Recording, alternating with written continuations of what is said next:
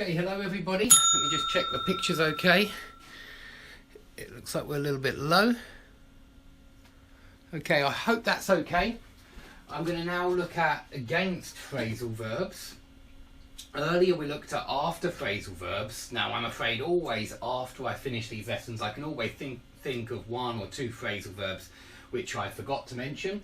So in the last lesson, hanker after is a good phrasal verb. It's quite formal and I forgot to write it on the board.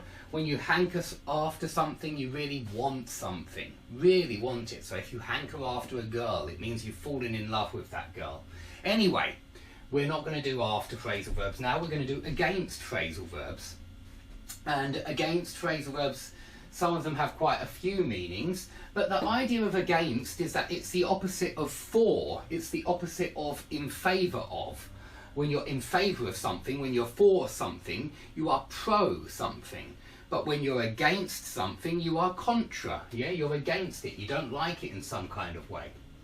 Now we'll start with come up against, which is very similar, maybe even exactly the same as run up against. If there is a difference, it's that this one means begin to encounter problems, whereas this one just means encounter problems. But obviously they can be used interchangeably in many different situations. So if you come up against something, that means that you encounter something negative. It's got to be problems or difficulties. It's very similar to come across, but come across is usually positive, whereas come up against is negative. Okay, you encounter a problem or a difficulty. So you might say the project has been set back 3 weeks because we came up against insurmountable difficulties in terms of funding. Maybe the funding dried up for the project, and that would be a major difficulty, of course. You don't have any money left to make the project, to complete the project. And so you come up against funding problems, okay? Come up against something. Very similar to run up against, so I won't talk much about that later, but you could also say we ran up against several problems with money. That would be fine as well. So these two are virtually synonyms, if not exact synonyms. You can also, as well as come up against something, you can come out against something. But this means that you publicly oppose something. And you should compare come out against and speak out against, which are very similar, very, very similar, maybe even exact synonyms. Compare them though with hit out at and lash out at. When you hit out at someone or lash out at someone, it's always a person, it's always someone, it's not something, like here. So that's one major difference. And hit out at or lash out at, it can mean something physical or it can mean metaphorical. It can mean physically attack someone or it can mean criticize. In other words, metaphorically attack someone. So you can hit out at your critics, but you come out against something, yeah, some kind of policy. Maybe the government have a new tax policy and you come out against that policy. But it could be anything. It could be a new foreign policy that your government has and you publicly oppose it. You come out against it. You speak out against it. Okay, so speak out against something, come out against something, but hit out at and lash out at someone. Now you can stand for something or you can stand against something. And if you stand against it, you're coming out against it. You're speaking out against it.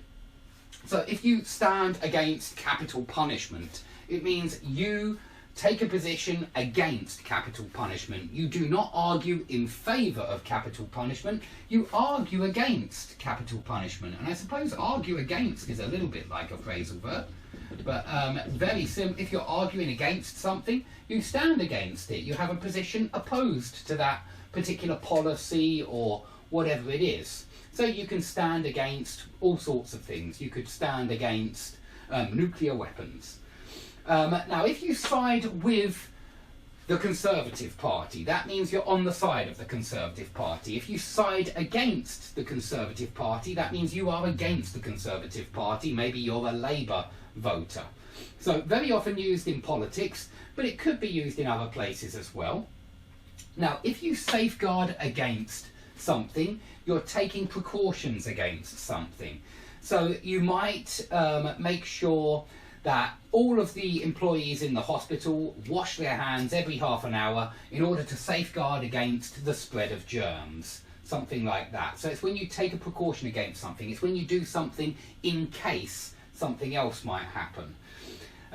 Okay, if you play someone off against someone else, this is quite a complex idea. It's very nuanced, this particular phrasal verb, and it's when you gain advantage by making two people compete. So if I play one student off against another student, maybe I tell one student how great my other student is because I think that it will force the first student to work harder, and then I gain advantage because the students learn more. So I'm gaining advantage by making them compete. I'm playing them off against each other. And I think children do this with their parents. They very often play their mother off against their father, or they play their father off against their mother. And it means that they, perhaps they say something like, oh, well, mummy always lets me stay up a little bit later. And they're trying to make you two compete in terms of the favours that you do for them. And so they're being corrupt, basically, from a very young age, and they're trying to gain advantage by making you and your wife, or you and your husband, compete with each other. Very similar to one we're going to do at the moment, pit someone against someone, or pit something against someone. Okay, if you have something against someone, you hold a grudge, you bear a grudge, you harbour resentment. It's a good expression there. You harbour resentment against someone. Harbour resentment would be another way of putting it. It's when somebody has offended you and you haven't forgotten. You still remember the nasty thing they did to you and you're not going to forget about it. You haven't forgiven them and you haven't forgotten the offence. So you still have something against that person, you still hold a grudge against that person, or you still bear a grudge against that person. So yeah, all three synonyms basically. Now, if you pit someone against someone, it just means that you make those two forces fight or compete. So again, we're coming back to play someone off against someone, but there's no idea of advantage here. It's not when you're making two people compete, it's just make someone compete against someone else. So you might say the Civil War has pit brother against brother, meaning it's made people who were originally friends, it's made them start fighting. It's turned brothers against each other, which we could also say. But you can also pit something against someone. So you could pit your mind against the crossword problem, yeah? Meaning you're going to attack the crossword problem. You're going to make sure you beat the crossword problem. It's always involving two, when something is pitted against something else, it always involves some kind of struggle or competition or fight. So you will see that one in quite a few different expressions. Now, if something counts against you, it makes you more likely to fail in some kind of way. So maybe you play for a football team and your team hasn't scored many goals, which means that you've got a very poor goal difference. Yeah, I don't know if you watch football, but goal difference is important at the end of the season, because if you have the same points as someone else, but you have less goal difference, you will fail. You will come lower than them in the table. So a team which scores not many goals, this low number of goals scored will count against them. But it could be anything. It could be an early test. Maybe you're a student and you have a test in October, and the mark is important because it will count towards or count against you in the final exam. In other words, that mark will be important, and if you've got a good mark, it will help you succeed, but if you've got a bad mark, it will count against you. It will make you more likely to fail. So quite often you'll see that one. Now, if you turn against someone, this is very similar to turn on someone, not in the sexual sense, but in the sense of suddenly attack a former friend. When you turn against someone, you betray a former ally. You rebel against someone who was your friend. It's a negative thing to turn against someone because it sounds like you are betraying someone. Maybe you have a good reason to though, so it doesn't have to be negative, it could be just neutral. But you turn against a former friend or ally or maybe a member of the family. Now we've already said that run up against is the same as come up against, virtually identical. If you go up against someone, this is a slightly different one because we normally use this in competitions and it means challenge. So if you say England will go up against Macedonia in the World Cup, it means England will play against Macedonia. And I didn't even put play against because it's quite clear and easy. But this one, yeah, it would mean the same as play against, I suppose. Very similar to play against. England will go up against Macedonia. England will play against Macedonia.